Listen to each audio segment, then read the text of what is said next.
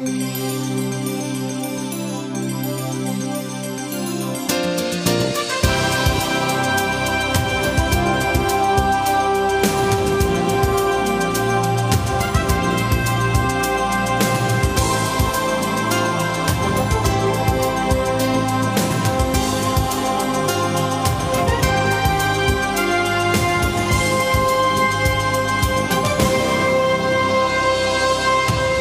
morning, everyone, and welcome to the group exhibit Hydrogen Fuel Cells and Batteries 2015.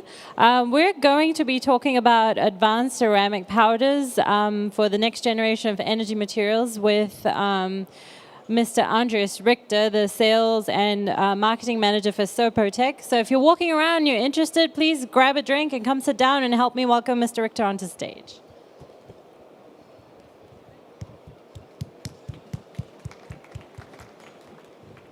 Welcome, and thank you for being here. Thank you very much. Thank you very much. Good morning. Good morning. As we get started, I'd like to remind you that this is a public forum, so if any time you have any questions, or if you'd like to see some of the samples that have come up on stage, please just hold up your hand and I'll bring them out to you. So I guess my first question is, you know, everyone's talking about fuel cells, everyone's looking at the end product, but no one really talks about what goes into it. So could you give us a little bit of a company overview and tell us what CerPoTech is all about? Absolutely. I'd love to do that. Well, good morning, everybody, again. CerPoTech, we are a Norwegian company. We're a spin-out of the Trondheim University. And the company was initially founded, the technology developed to provide innovative SOFC materials for R&D purposes at the university and at many other different institutes and R&D departments. And that was in 2007. And in 2013, we took the decision to commercialize the technology and to develop from what you could call R&D supply to industrial supply of materials. And that is the stage where we are now. Okay, and you've obviously mentioned SOFC. Are there any other markets like batteries or something else that you're looking at, or is this solely fuel cells at the moment? That is an excellent question. The advanced ceramic materials, they're really the key to many innovations in different industries. Of course, for the SOFC, a reactive, high-quality powder is instrumental for the performance of the cell and the entire system eventually. But this category of functional ceramic materials, it has applications in many different industries. To give you some example, battery materials is a very good example for where these materials can improve the performance of the final product as well. Then there is also another field which has a very large potential for the future, and that is electroceramic materials, lead-free electroceramic materials. This is a bit outside the scope of this exhibition, but it is for us also a very important sector in the future. Okay, and since you're a more innovative company and you've spun out of a university, I'm just wondering if there's any R&D projects that you're currently working on and what those would be. We have a very large portfolio of R&D projects. To give you some examples, for the fuel cell, there is the MetProCell project, which focused on the next, or maybe even next generation of SOFC electrolytes, proton conducting materials. And in this project, the role of our company was to manufacture the materials for the partners that then manufactured the cells and tested them. There is the Evolve project, where in the context of this exhibition, we partner with DLR and other companies at institutes to improve the performance of SOFC. Then there are even projects that go into different fuel cell technologies. Coatly is a project where PEM fuel cell interconnects, bipolar plates, will be improved through anti-corrosive coatings with ceramic materials. And then to go into other sectors, membrane materials, catalytic membrane reactors are developed in the DEMCAMA project. And we also have just recently received the OK for funding for a battery project which will focus on zinc air batteries. Amazing. So we have a lot to look forward to in your future. I hope so, and I'm very excited to also watch this progress for myself, because to give you a bit of a strategic perspective for CerPoTech, I mentioned that we come from science and R&D, but it is really our goal to take the values which we have developed there and transfer them to servicing industry and hopefully pilot productions and eventually also commercial products. So in terms of customer engagement and the values, you mentioned the values of the company, would you say that customer is king? And also, like, what are your engagement processes with a customer? How do you go through the development of, say, a new SOFC with a customer? Thank you for that question. That's really one of my favorite points to talk about as a sales and marketing manager, because I feel that the core value of our company is really in the customer interaction that we can provide. Now, basically, ceramic materials, in many cases, it's a commodity. You receive them from large-scale supply, very large-scale, inflexible processes, and you get you have no choice, not much choice in what you receive. Now, for many of these innovative applications which I described, this doesn't quite work, and you need much more direct and iterative customer interaction to develop materials that can provide the functions the customer need.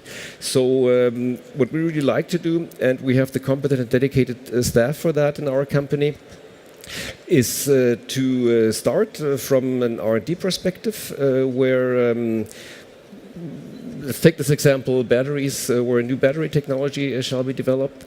There is an idea what the material should look like. We can start making first batches, then go through, together with the customer advice or the partner advice on the processing of the materials, review the test results, propose improvements, and go through an iterative process to really develop a material which fits the performance and processing requirements of our partners. Okay, so it's customization all the way, and it's in terms of, if I came up to you and I said that this is the output I want and this is what I'm looking for in my fuel cell, you'll be able to sit down and break down the life cycle of the production of fuel cell and customize everything according to my needs. And essentially, it'll be a unique solution in comparison to any of my competitors. We will make every technical possible effort to do that. Yes, of course, yes. Okay, and so we've talked a little bit about the values and stuff, but if there's so many other ceramic companies out there, if I come to you, why CerPoTech? Like, why should I work with you in comparison to some of the other competitors that are out there? I already mentioned the customer interaction. On top of that, we feel that we can really provide high-quality products. Our innovative manufacturing process, it allows us to achieve the exact composition of the materials and also to fine-tune then the composition according to the needs. This is also repeatable then in serious production, of course. We also manufacture very pure powders, pure in respect of chemical purity and in phase purity. And what is also important with these complex powders, where you blend many different elements, it is the good blending of the elements, because from example, solid state processes, you end up with an imperfect blending, whereas we start with a liquid solution, which ensures perfect blending of the elements. And in terms of delivery times, because obviously every solution has to be scaled, what makes you unique?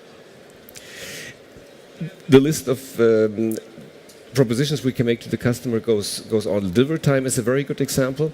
In typical delivery time for us is 4 to 6 weeks.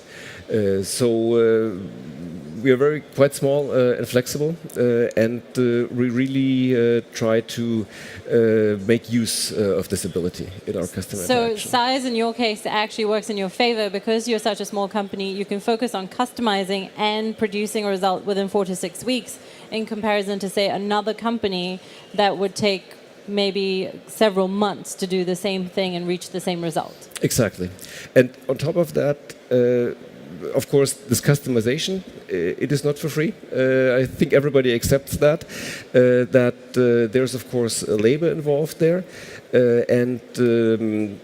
But at the same time, when we then look into the future and at supply of larger batches, continuous supply, we still feel, and we have made very detailed calculations, that we then can achieve competitive prices. And even on top of that, provide an exact tailored solution to the customer. So that, in our view, represents a very good compromise between the price you may have to pay, but also the results that you receive. Yep, because then you have a unique solution at your hands. So let's talk a little bit about what you have here and some of the applications of essentially these in different industries and fields. Yes. So what I have brought here, and please feel free to visit us on the Norwegian stand right over here and look at more of the samples, are just some of the materials which we have manufactured recently. So I mentioned the SOFC proton conductors. This is one example. LCN, lanthanum niobium oxide doped with calcium. There's also a innovative electrolyte material, ceria praseodymium oxide. Then, of course, one of the standard materials, LSCF, which we can provide in different compositions and with the powder properties in terms of particle size, distribution, and surface area, as you may require them. And then to venture out into the other fields of applications which I described, also have some barium titanate here, calcium doped, which is a lead-free electroceramic material. Oh, wow. So if anyone wants to have a look, please let me know and I'll bring these down to you. So in terms of application, what are we looking at? Electric tape, other batteries? There are many different applications. I mentioned the SOFC. This is where we come from. And this is where we actually see large opportunities in the future. Because now this also was already described by the previous presenter, Anke Hagen from DTU, which, by the way, we cooperate also with in projects, is that the SOFC is a technology which has proven itself and which has been commercialized in other countries, and we also expect this to happen in Europe. On top of that, there's a lot of battery innovation going on. And also for the other large industrial application I described, electroceramics, there is already legislation in place which actually demands lead-free. It's just not fully implemented. But this may happen in the future. Okay, and obviously there's going to be fuel cell optimization, but have you considered perhaps creating or venturing into the R&D of how different fuels would be injected into fuel cells and how you would have to then innovate to create something that would take this on? That is a very good example of how this interactive process, which I described, could work with a partner. For example, sulfur tolerance, SOFC, that works better with diesel as a fuel, is a large consideration and would help to promote the technology even more, but it requires innovation over the entire value chain. But this innovative process starts with the materials that they use for the SOFC. This is something which you cannot achieve by using standard materials. and then just working on the stack design and the system design. So a true solution to that process actually starts by developing materials that generically provide the properties to deal with larger amount of sulfur in the fuel. And again, we've got a few minutes left, so if anyone has any questions, please let me know. I'll run the mic to you. But in the meantime, I know that SOFC is your bread and butter, essentially. Yes. But in terms of the future for CerPoTech and what people can expect in the coming years, could you outline a bit about what you would like to be involved in, what you would like to focus in, be really known for? Yes. Now, at the beginning of this presentation, I explained a bit about the roots of our company, that we come from an R&D environment. And these are very strong roots for us, and we also intend to continue on this path of part of our activities, because that is really where the innovation comes from, and that will be essential for the future as well. Now, at the same time, we want to commercialize the technology and grow the company. That requires that we also change a bit our processes and our strategy. To give you an example, we have moved from the University Institute into a pilot line facility where we can produce already today with very good traceability of the batches. We're in the process of implementing a quality management system to ensure to industrial customers that we provide constant quality. And we also improve our manufacturing technology. One point which I would really like to mention is that there's often a gap between innovation in the laboratory and what you later then receive in large-scale supply, because you simply use different processes. Now, in our case, our process is very easily scalable, and that's what we intend to do in our manufacturing facility. So the properties from the R&D material can be directly transferred then to larger supply amounts. And also, I'm assuming you want to be at the forefront of the next generation of SOFC material development and be involved in the R&D and really get hands-on, so put your stamp on it. Exactly. That is what we really care about, that we are part of the innovation process which goes on in the industry. And hopefully our approach, which I described here, will allow us to realize this and work with the Will we see any proton-conducting electrolytes in the future? I think so. In the MedProcell project, we have achieved very nice results together with our partners. And hopefully these can be implemented into future stack designs and cell designs. Of course, this will take continued development and really to finalize not only the materials and the cells, but also the system adaptation of the SOFC.